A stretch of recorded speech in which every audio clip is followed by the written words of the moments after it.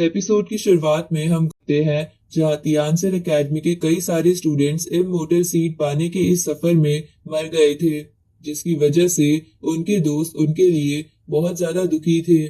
इधर third Elder बोलते हैं कि इस सफर में कई लोग मारे गए।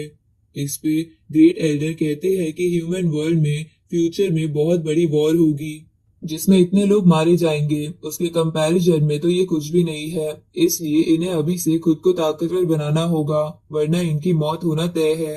दूसरी तरफ एलेक्स उसे मिले इमोर्टल सीट को देख रहा था। तभी सेकेंड बॉडी उसके पास आती है और उससे कहती है कि तुमने इस सफर में काफी कुछ गेन कर लिया। इस पे एलेक्स बोलता है कि मुझे इस सफर में 2 इमोर्टल सीड मिले हैं और जो ट्री हमें मिला था उसका हेवनली सीड भी मुझे फ्यूचर में मिल सकता है अगर मेरा लक अच्छा हुआ तो। आगे सभी एल्डर्स डोगोयन को पकड़ कर कहीं ले जा रहे थे। तभी एलेक्स उनके पास आता है और एल्डर से पूछता है कि एक बंदा कितने इमोर्टल सीड एब्जॉर्ब कर सकता है। इस पे ग्रेट एल्डर बताते हैं कि तुम्हारे एंशिएंट इमोर्टल मेथड के अकॉर्डिंग एक बारी में सिर्फ एक ही इमोर्टल सीड एब्जॉर्ब कर सकते हो और तुम्हें ज्यादा लालची नहीं होना चाहिए। इस पे एलेक्स बोलता है कि मैं सिर्फ एक इमोर्टल सीड से इमोर्टल पाथ के पीक पर नहीं पहुंच सकता।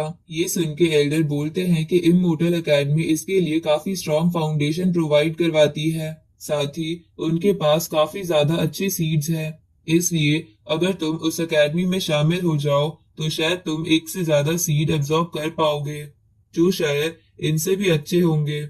तभी थर्ड एल्डर कहते हैं कि इमोर्टल एकेडमी और सैक्रेड एकेडमी जीनियस स्टूडेंट्स को सेलेक्ट करने के लिए आज यहाँ आने वाली है। ये सुन के एलेक्स एल्डर से पूछता है कि तियानसेन एकेडमी ने स्टूडेंट्स को इतनी मेहनत करके यहाँ तक पहुँचाया है, तो क्या आपको प्रॉब्लम नहीं होगी जब इमोर्टल और सैक्रेड एकेडमी आपके स्टूडेंट्स ले जाएंगे। इस पे ग्रेट एल्डर बोलते हैं कि ह्यूमंस पर एक बहुत बड़ा खतरा मंडरा रहा है। अगर हम ये छोटी मोटी चीज देखेंगे तो हम बड़े खतरे को भूल जाएंगे। इसलिए जिसे जो एकेडमी पसंद आती है उसमें जाने से उसे नहीं रोका जाता। उसी वक्त आसमान पूरा काला हो जाता है और बिजलियां कड़कने लगती है, जिसे देखकर सेकेंड एल्डर डोगोई उनको वहां से लेकर चले जाते हैं। इधर वैंग जी उस क्लाउड को देखकर कहती है कि ये तो सैक्रेड एकेडमी और इमोर्टल एकेडमी की आने की निशानी है। तभी एक दूसरा कल्टीवेटर बोलता है कि इनकी एंट्री तो बहुत अच्छी होगी। तभी एक पोर्टल ओपन होता है और उसमें से सैक्रेड एकेडमी की शिप बाहर आती है, जिसमें बैठा एल्डर बोलता है कि सैक्रेड एकेडमी यहाँ पहले पहुंच गई। उसी वक्त वो अपने ऊपर एक बहुत बड़ी शिप देखता है जो कि इमोर्टल एकेडमी की थी, जिसमें बैठा एल्डर उससे बोलता है कि क्या तुम्हें सच में लगता है कि तुम यहाँ पहले पहुंच गए। इधर ग्रेट एल्डर उस शिप को देखकर बोलते हैं कि इमोर्टल एकेडमी ने तो एक कॉन्टिनेंट जितनी शिप बना रखी है, लगता है इन्हें इमोर्टल सीड हासिल करते हुए बेइज्जती का सामना करना पड़ा था, इसलिए ये यहाँ इतनी बड़ी शिप लाकर खुद को बेहतर दिखा रहे हैं। इधर एलेक्स भी सोच रहा था कि सैक्रेड और इमोर्टल एकेडमी काफी वेल्दी और ताकतवर लगती है। तभी उन दोनों एकेडमी के एल्डर्स तियानसेन एकेडमी के ग्रेट एल्डर के पास आते हैं और उनसे कहते हैं कि इस बार तियानसेन एकेडमी को इस जर्नी में काफी फायदा हुआ है, क्योंकि आपके स्टूडेंट्स को कई इमोर्टल सीड और ट्रेजर मिले हैं, इसलिए आप खुश तो होगे। इस पे एल्डर कहते हैं कि तुम ज्यादा सोच रहे हो। इधर इमोर्टल एकेडमी और सैक्रेड एकेडमी के लिए एंट्री शुरू हो जाती है, जिसे देखकर तुरंत ही वो प्रिंसेस इमोर्टल एकेडमी चली जाती है और जाते समय वैंग जी से कहती है कि मैं इमोर्टल एकेडमी में तुम्हारा वेट करूंगी, क्या तुम वहां आओगी या नहीं। इस पे वैंग जी मुंह फेर लेती है और उसे कुछ नहीं बोलती। इसके बाद और भी स्टूडेंट्स इमोर्टल एकेडमी में चले जाते हैं। तभी वैंग जी सैक्रेड एकेडमी की तरफ मुड़ जाती है, पर उस शिप पे जाने से पहले सोचने लगती है कि मैं तो सैक्रेड एकेडमी में जा रही हूँ, पता नहीं हुआंग कहाँ जाएगा। तभी वैंग जी के जाने के बाद कुछ कल्टीवेटर बातें बनाने लगते हैं कि वैंग जी तो एंशिएंट इमोर्टल कल्टीवेशन मेथड इस्तेमाल करती है, तो फिर ये सैक्रेड एकेडमी में क्यों गई है। शायद ये र्यूमर सच है कि किसी सैक्रेड एकेडमी के जीनियस से उसका रिश्ता तय हो गया है। उसी वक्त इमोर्टल एकेडमी से लाई और लियान यू नाम के 2 कल्टीवेटर अपने सबऑर्डिनेट्स के साथ शिप से उतरकर वहां आते हैं और बोलते हैं कि हुआंग कहाँ पर है। तभी हुआंग को देखकर वो लोग बोलते हैं कि तुमने हमारे इमोर्टल एकेडमी के स्टूडेंट की इंसल्ट करी थी और उसका आर्मर भी छीन लिया था, इसलिए यहाँ आकर अपनी पनिशमेंट को एक्सेप्ट करो और आर्मर वापस करके हमसे घुटनों पर बैठकर माफी मांगो। इस पे एलेक्स बोलता है कि तुम्हारा वो कल्टीवेटर पहले मुझे मारना चाहता था, इसलिए तुम कोई भी आ जाओ, माफी तो सबसे पहले वही मांगेगा। तभी सेकंड बॉडी और मुदाओ वहां आ जाते हैं, जहां मुदाओ एलेक्स से पूछता है कि मैं इनमें से पहले किसे मारूं। ये सुन के लियान यू बोलती है कि तुम्हारी हिम्मत कैसे हुई ऐसी बदतमीजी करने की, क्या तुम्हें इमोर्टल एकेडमी में शामिल नहीं होना। तभी लियान यू और लाई हुआंग को कैप्चर करने के लिए डेमोनिक फॉर्मेशन बनाते हैं, जो कि एक एंशिएंट फॉर्मेशन थी, जिसे देखकर कुछ कल्टीवेटर कहते हैं कि इन्होंने सच में ये फॉर्मेशन बना दी, क्या ये यहाँ हुआंग को मारने आए हैं। तभी लाई हुआंग को पकड़ने की कोशिश करता है, पर तभी एलेक्स उस फॉर्मेशन के ऊपर खड़ा होकर उसे अपने स्पिरिचुअल हैंड से दबा कर देता है कि जैसे तो वो कुछ भी ना हो। ये देखकर लियान यू हैरान हो जाती है और बोलती है कि ऐसा कैसे हो सकता है, पर तभी एलेक्स उसका गला पकड़कर उससे बोलता है कि इमोर्टल एकेडमी के लोग कभी भी अपना सबक नहीं सीखते। उसी वक्त लियान यू लाई से मदद मांगती है तो लाई उसी तरफ आने लगता है, पर एलेक्स सबसे पहले लाई को ही लात मार के पीछे की ओर फेंक देता है और बोलता है कि पहले गलती तुम लोगों ने करी और फिर माफी भी मुझसे ही मंगवा रहे हो। अब ये बोल के वो लियान यू को जमीन पर फेंक देता है, जहाँ लियान यू गिरने से बचने के लिए फॉर्मेशन बनाती है, पर एलेक्स उस फॉर्मेशन को पूरा बनने से पहले ही तोड़ देता है और बोलता है कि क्या कोई और इमोर्टल एकेडमी का पर्सन है जिसे मुझसे माफी चाहिए। उसी वक्त वहां पर एक बर्ड आता है जिसके अंदर ग्रेट एल्डर मेंग तियानजन की स्पिरिचुअल पावर थी, जिसकी मदद से वो दूर से बैठे बैठे उस बर्ड की मदद से कुछ भी देख सकते थे। उसी वक्त इमोर्टल एकेडमी से एक और कल्टीवेटर वहां आ जाता है, जो कि इमोर्टल एकेडमी के ग्रेट एल्डर का फर्स्ट स्टूडेंट था और उसका नाम यंग किंग था, जिसे देखकर तियानसन एकेडमी के कल्टीवेटर्स चौंकते हुए बोलते हैं कि यंग यहाँ आ गया, ये तो अकेले में बैठकर कई सालों से कल्टीवेशन कर रहा था ना।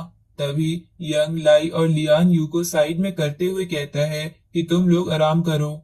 इस तरफ मुदाओ यंग को देखकर मन में सोचता है कि इसके अंदर बहुत ताकत है, मैं इसे देखकर बता सकता हूँ कि मैं इससे नहीं लड़ सकता, क्योंकि इसके पास इमोर्टल ऑरा है और मेरे लिए इसे हराना मुश्किल है। उसी वक्त यंग एलेक्स से बोलता है कि क्या तुम्हें मेरी एकेडमी के उस स्टूडेंट के आर्मर से कोई फायदा पहुंचा। इस पे एलेक्स मना करता है तो यंग बोलता है कि वो आर्मर मैंने डीमंस की बैटल से इस्तेमाल करने के लिए बनाया था, इसलिए वो मुझे वापस कर दो। अब ये बोल के वो अपनी पावर दिखाने लगता है। ये सुन के एलेक्स बोलता है कि इसके लिए तो तुम्हें या तो माफी मांगनी होगी या फिर तुम्हें मुझसे वो छीन के लेना होगा। तुम्हारी पावर दिखाने से मुझे कोई फर्क नहीं पड़ता। ये सुन के यंग बोलता है कि मैं वॉइड दाव लेवल पर हूँ और मुझे पसंद नहीं कि मैं किसी वीक पर हमला करूं, इसलिए अच्छा यही होगा कि हम बुद्धि का इस्तेमाल करके बातों से मैटर को सुलझा ले, या फिर मैं तुमको एक मौका देता हूँ, मैं इमोर्टल लाइट से खुद को प्रोटेक्ट करके यहाँ खड़ा हो जाऊंगा। अगर तुमने मुझे हिला दिया तो मैं हार मान लूंगा। ये सुन के एलेक्स बोलता है कि ये कैसी बैटल हुई, मजा तो तब आएगा ना जब तुम मेरे ही लेवल पर आके मुझसे फाइट करो। ये सुन के इमोर्टल एकेडमी के कल्टीवेटर्स बोलते हैं कि यंग बहुत ज्यादा ताकतवर है, तुम उनके एहसान को समझने की बजाय उन्हें चैलेंज कर रहे हो, लगता है तुम बहुत ज्यादा घमंडी हो। इस पे तियानसन एकेडमी के भी कल्टीवेटर्स बोलते हैं कि हुआंग को भी आज तक किसी ने नहीं हराया है, इसलिए ये पूरी तरीके से चैलेंज करने लायक है। इधर वो प्रिंसेस जो इमोर्टल एकेडमी में शामिल हो गई थी, वो यंग से कहती है कि यहाँ बहुत बड़ी गलतफहमी है, मैं हुआंग को समझाकर मैटर खत्म कर दूंगी। पर तभी हुआंग बोलता है कि क्या तुम्हें दिख नहीं रहा कि यंग भी मुझसे लड़ना चाहता है। ये सुन के यंग बोलता है कि लड़ना तो मुझे भी है, पर मैंने हाल ही में एक इमोर्टल सीड एब्जॉर्ब करा है, जिसकी वजह से मेरी पावर अनस्टेबल है, जिसके कारण कोई भी बैटल एरेना मेरे लेवल तुम्हारे तक नहीं ला सकता। ये सुन के लाई बोलता है कि देखा हमारी सीनियर कितने ताकतवर है। उसी वक्त प्रिंसेस बोलती है कि हमें बैठ के ये मामला सुलझाना चाहिए। लेकिन एलेक्स बोलता है कि मैंने भी पहले ऐसी पावर अनस्टेबिलिटी देखी है, पर एक एरेना जरूर तुम्हारे लेवल को मेरे लेवल तक पहुंचा सकता है।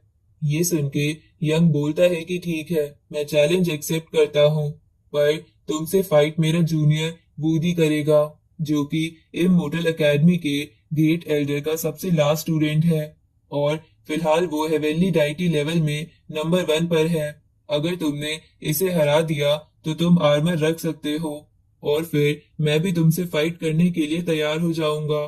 उसी वक्त सैक्रेड एकेडमी का भी एक जीनियस कल्टीवेटर बाहर आते हुए बोलता है कि क्या इमोर्टल एकेडमी बस आपस में ही रैंकिंग डिसाइड करती है, जो खुद को नंबर 1 बता रही है। ये सुन के यंग उस जीनियस से कहता है कि मैं तुम्हारा भी इंतजार करूंगा, जब तुम मेरे लेवल पर पहुंच जाओगे तब जरूर मैं तुमसे फाइट करूंगा। उसी वक्त वो बर्ड वाला ग्रेट एल्डर जिसका नाम मेंग तियानसेन था, वो वहां एक एरेना क्रिएट कर देता है और अपने बर्ड के थ्रू वहां का सब कुछ देखने लगता है। उसी वक्त एलेक्स एरेना में आ जाता है, जिसे देखकर कुछ कल्टीवेटर बोलते हैं कि लगता है इसे लड़ने की बहुत जल्दी है। तभी वूडी भी एरेना में पहुंच जाता है, तो प्रिंसेस बोलती है कि आखिर में मामला फाइट से ही सुलझेगा। आगे एरेना में आते ही वूडी एलेक्स पर फीनिक्स फायर से अटैक करता है। दूसरी तरफ सैक्रेड एकेडमी का जीनियस वैंग जी से पूछता है कि क्या यही वो है जिसने वैंग फैमिली को परेशान कर रखा था। इस पे वैंग जी बोलती है कि इसके बारे में तो मुझसे बात मत करो। ये सुन के वो जीनियस बोलता है कि आप चिंता मत करो, आपके गुस्से को शांत करने के लिए मैं इसे फ्यूचर में जरूर मार दूंगा। दूसरी तरफ एलेक्स अपनी वेल टेक्निक को बाहर निकालता है और उसकी मदद से वूडी के फायर फीनिक्स पर हमला करता है। उसी वक्त वहां पर एक और शिप आती है, जिसके अंदर वो सारे स्टूडेंट्स थे जिन्होंने modern art of cultivation choose करा था, जिसकी वजह से उसके अंदर मोटा लड़का और रैबिट गर्ल भी थी। तभी मोटा लड़का एलेक्स को फाइट करता देख बोलता है कि ये फिर से फाइट करने लग गया। उसी वक्त रैबिट गर्ल कहती है कि लगता है एलेक्स जिससे फाइट कर रहा है उसके पास बर्ड बीस्ट की बॉडी है, जिसकी वजह से आज हमें चिकन विंग्स खाने को मिलेंगे। उसी वक्त वूडी एलेक्स पर अपनी स्पिरिचुअल स्वॉर्ड से हमला करता है, पर एलेक्स अपनी बड़ी सी लाइटनिंग एम्पर की बॉडी बाहर निकालते हुए वूडी को जमीन पर पटक देता है, जिसकी वजह से वूडी के मुंह से खून निकलता है। ये देखकर यंग मन में सोचता है कि एलेक्स मुझसे लड़ने के लायक है। उसी वक्त वूडी कुछ एन्चैंटमेंट पढ़ते हुए हैंड साइंस बनाकर 9 रिवॉल्यूशन टेक्निक का इस्तेमाल करके हर चीज को उल्टा कर देता है। जिस मूव को देखकर यंग कहता है कि अगर हुआंग इस मूव की वजह से हार गया तब भी वो शर्मनाक हार नहीं मानी जाएगी। इस तरफ एलेक्स इस मूव को देखकर याद करता है कि ये वाला मूव मैंने पहले भी एक बीस्ट के साथ लड़ते हुए देखा है। अब एलेक्स अपने सारे डिवाइन मैप्स बाहर निकालकर वूडी की 9 रिवॉल्यूशन टेक्निक का सामना करने लगता है, जहां वो उसकी फर्स्ट रिवॉल्यूशन का सामना तो बड़े आराम से कर लेता है, पर जैसे ही वूडी सेकेंड रिवॉल्यूशन का इस्तेमाल करता है, एलेक्स को लगता है कि वो इसका सामना अपने मैप से नहीं कर पाएगा। इसलिए वो अपने मैप को 6 पाथ रीइंकार्नेशन टेक्निक में मिला देता है, जिसकी वजह से वूडी की 9 रिवॉल्यूशन टेक्निक बिल्कुल खत्म हो जाती है और सब कुछ सीधा हो जाता है। ये देखकर वूडी बहुत ज्यादा गुस्सा हो जाता है और अपनी ट्रू फॉर्म ड्रैगन में कन्वर्ट हो जाता है। ये देखकर तियानसेन एकेडमी के कई स्टूडेंट हैरान हो जाते हैं कि वूडी ड्रैगन प्रजाति से है। उसी वक्त वूडी एलेक्स को गुस्से में बुरा भला कहते हुए उस पर अटैक करता है, तो एलेक्स उसके अटैक से बचते हुए बोलता है कि मुझे तो लगा तुम एक बर्ड होगे और मुझे आज खाने में अच्छा मिलेगा, पर तुम तो एक अगली मॉन्स्टर हो। उसी वक्त एलेक्स एक टेक्निक का इस्तेमाल करने लगता है, पर वूडी के ड्रैगन हेड्स उसके हाथ पैर पकड़ लेते हैं, जिसे देखकर यंग बोलता है कि अब तो हुआंग पक्का मरेगा, पर एलेक्स थंडर शॉक देकर अपने आप को छुड़वा लेता है और अपनी टाइम रिवर्सल सीलिंग टेक्निक का वूडी पर इस्तेमाल करता है, जिसकी वजह से वूडी बहुत ही छोटा हो जाता है। ये देखकर मोटा लड़का बोलता है कि जब भी मैं एलेक्स को देखता हूँ वो हर बार मुझे नई टेक्निक से हैरान कर देता है। इधर एलेक्स वूडी के ऊपर पैर रखते हुए बोलता है कि देखते हैं अब तुम क्या कर सकते हो। अब इसी के साथ ये एपिसोड यही खत्म होता है।